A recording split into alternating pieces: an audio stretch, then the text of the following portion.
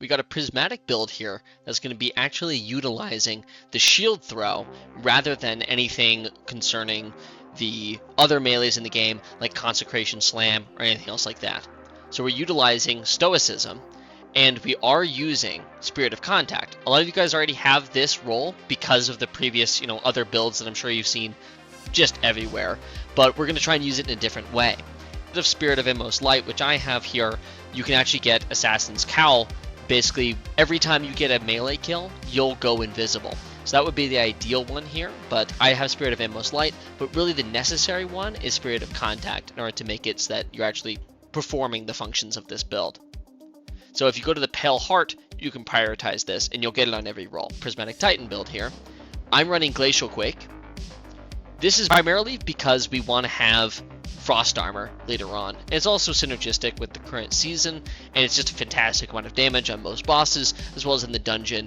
We have Rally Barricade. We're using this because it works far better with our Aspect Drinker's Lash here, over top something like Thruster. You can use Thruster, and it'll do a little pop-up of a Strand Tangle and get things that are immediately around you, similar to the exotic for hunters, Bombardiers. However, I find it's way more consistent to actually have the Rally Barricade, especially after the buffs to Rally Barricade as well as Towering Barricade, where you'll actually taunt targets while behind the barricade. Now with Strafe Lift, I just prefer this jump. You can choose whatever you would like here. Shield Throw is enabling the whole rest of the build, so that's the other thing that's necessary here. We're running our Suppressor Grenade because, for one, it suppresses, as well as getting modified by our fragment that we have down below to make it be able to weaken. The only one I would swap it out for here would probably be Pulse Grenade, and that's so you can add a little bit more Jolt, but we're doing Jolt with every melee, so I don't really feel like it's necessary, and getting another Verb in there makes it feel a little bit more prismatic-y and able to adapt to more champion types. For our other aspect, after Drinker's Lash, we'll have Knockout. So the reason we're running Drinker's Lash is so we can also suspend targets every time we use our barricade ability, and this will make it so that when we send out that lash, we can actually stun unstoppable champions and just cover a whole nother champion type. It also gives us 3 fragment slots. Knockout will make it so that when we critically wound a target by breaking their shield, or when we actually get a melee kill, we'll get amplified as well as restoring a portion of our health. So this is going to be one of our forms of survivability for this build, and it's also going to make our melee do more damage. As far as our fragments go, we're using Facet of Dominance. This is the fragment that's going to make it so that our Void Grenade is going to actually weaken targets. Same fragment here if you want to swap to the Arc Grenade, where it's going to jolt instead of weaken. We have Facet of Defiance, where it's going to be able to create finishers are going to create a detonation that will either jolt, scorch, slow, or sever based upon what our super is. So for us, that's going to be a slow. This is also synergistic, where you to have the Assassin's Cowl perk on your Stoicism, so that way, when you get a finisher, you'll also go invisible. Facet of Protection. While surrounded by combatants who are more resistant to incoming damage, while Transcendent, the effect is increased. This is very, very potent. It's nearly necessary for everything endgame content, or even slightly adjacent to. Facet of Purpose. This is making it so that every time we pick up an Orb of Power, we'll get a piece of Frost Armor. Since this is a melee build, we're going with Facet of Dawn, so that way when we throw our shield, we're going to get Radiant. Normally, I don't like this one on Prismatic because it's so hard to upkeep, but since this is a melee build, we're able to upkeep it entirely the whole time. So just to show the synergy of everything that we have going on, I've made a little chart here. So we can see with Contact Brace, every time we use our Sentinel Shield along with Knockout, which will heal us and do more damage, we'll be able to jolt our target, which is going to stun Overload champions. If you have the Spirit of the Assassin's Cowl, you'll go invisible. Just a convenience thing. That's another thing for survivability. Just kind of help break up the enemy's line of sight on you, allow your health to regen. It's just a convenient thing. You don't entirely need that on the left side. It's really mostly Contact Brace. With the Sentinel Shield, when you throw it, you'll get Overshield. This will also make us Radiant based upon our fragment, which will get us to our Barrier champion being able to stun that. When we pick up an orb, that'll proc our Facet of Protection, which will proc Frost Armor. So we'll have an Overshield and Frost Armor nearly every time we throw our shield. Then, for Drinker's Lash, we'll be able to suspend targets, which is our Unstoppable. Then we also have on finishers, we'll go invisible along with the Assassin's Cowl thing here, as long as you're using that. But finishers will also proc a slow proc, which can also stun overloads for us.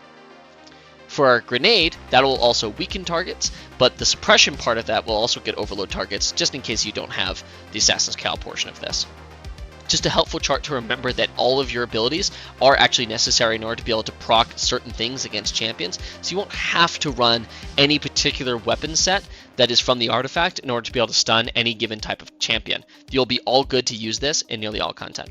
Getting into the main meat of the build here with the mods and as well as our weapon choice. So our weapon choice is going to be Monte Carlo. The main thing about this is dealing damage with this weapon reduces your melee cooldown and grants a chance to fully charge your melee ability with each kill. This is also helped by this weapon getting increased damage from melee kills and kills with this weapon. Melee kills grant ammo for this weapon.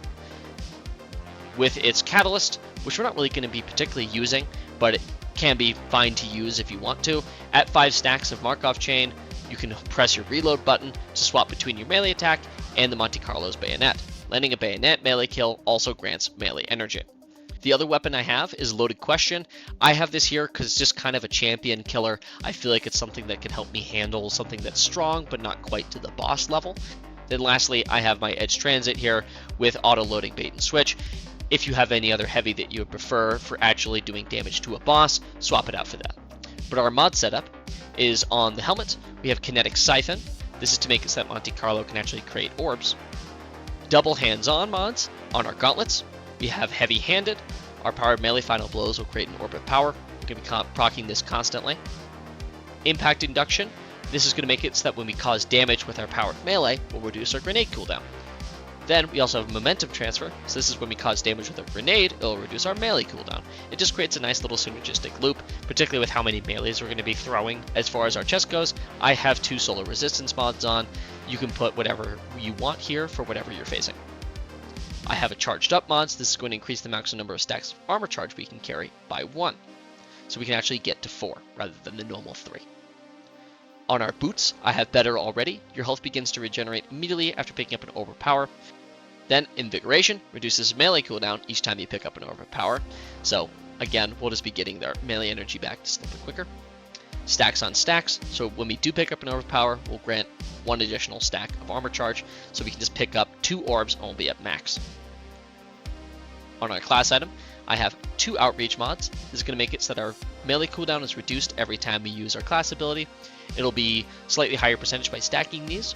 As far as where we're spending our armor charge, we're using Restorative Finisher. When you use a finisher, you gain a portion of energy for your least charged ability. This is going to be around 50% for whatever your least charged ability is, whether it's in the bottom half or the top half. So it's not just getting you up to 50%, it'll top it off. As stat priority goes, you're always going to want 100 resilience. I know I don't have that here. That's mainly because I'm rocking the Halloween mask here for the current event. But prioritize getting your resilience up to 100. After that, you're going to want your strength as high as you can get it to 100. Then third would be discipline.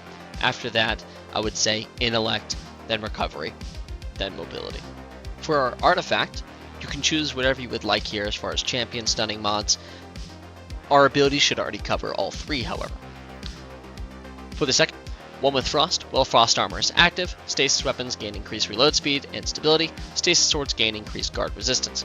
The main reason I have this one active at all is because there's not really a better choice here, and if you have that Stasis grenade launcher, you can utilize it with this. Fell with the Revenant is our second mod, where we can deal increased weapon damage to Scorn. We have Total Carnage. After finishing a powerful combatant, gain temporary damage resistance. This is just an extra survivability portion, because we're going to be actually using our finishers quite a bit. Then, Power from Pain, rapid final blows against weakened combatants grant you Devour. If you throw your grenade and get some multi-kills, you will actually gain Devour. Trace Evidence. Rapid precision hits or rapid final blows on targets afflicted by Jolt or Blind will generate ionic traces. We'll be proccing this nearly all the time because our shield throws are going to be constant and jolting everything. We have Hail the Storm, shattering stasis crystals, releases shards of ice that damage and slow targets. The reason we want this is to make our super do extra damage because we're using Glacial Quake and it's going to utilize this the most. Debilitating Wave, finishers emit a damaging wave that matches the element of your currently equipped super. Now with this, because we're finishing a target and we'll be slowing things nearby that initial target, if you can manage to aim this wave, which you don't really have to prioritize, but if you choose to, you can actually freeze something entirely. Then in the fourth column, we have Supernova. Picking up a Void Breach causes your next source of Void damage to create a large weakening pulse. Conducting Cosmic Crystal, where your Arc abilities, Void abilities, and weapons with the Dark Ether Origin trait do bonus damage to targets that are afflicted by a stasis debuff. So since we're slowing targets with our finishers, you'll actually be able to do more damage to them with a shield throw. So let's hop into the gameplay here. So it's going to be very cyclical in nature. So you'll just throw your shield there, and as you can see, it already killed these guys even though they're red swords. We can throw our grenade.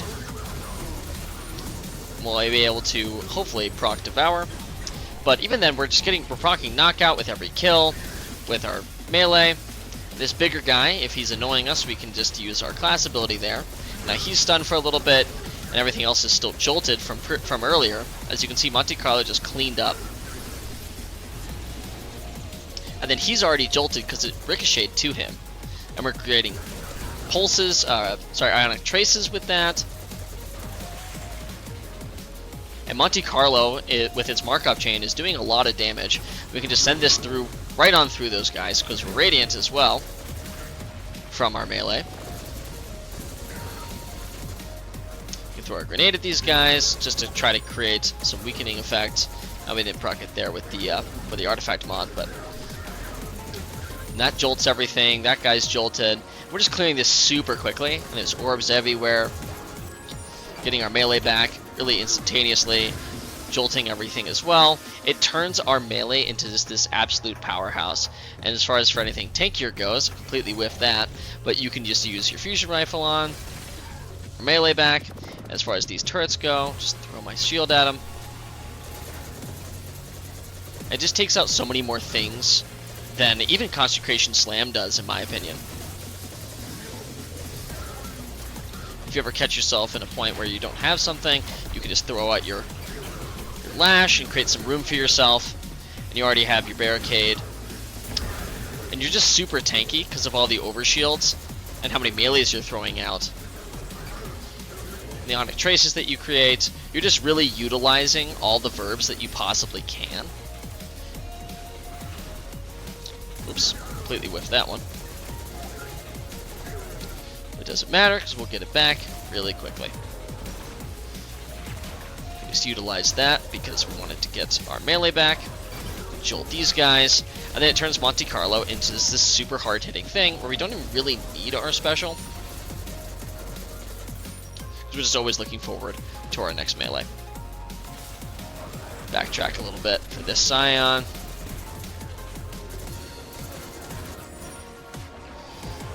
Shoot this out. They're just getting jolted the whole time. We only really need our primary. Setting up that guy for a finisher. Do have to watch out sometimes for a little bit more beefy targets, like this on a Colossus here. But that's why we have a rocket launcher.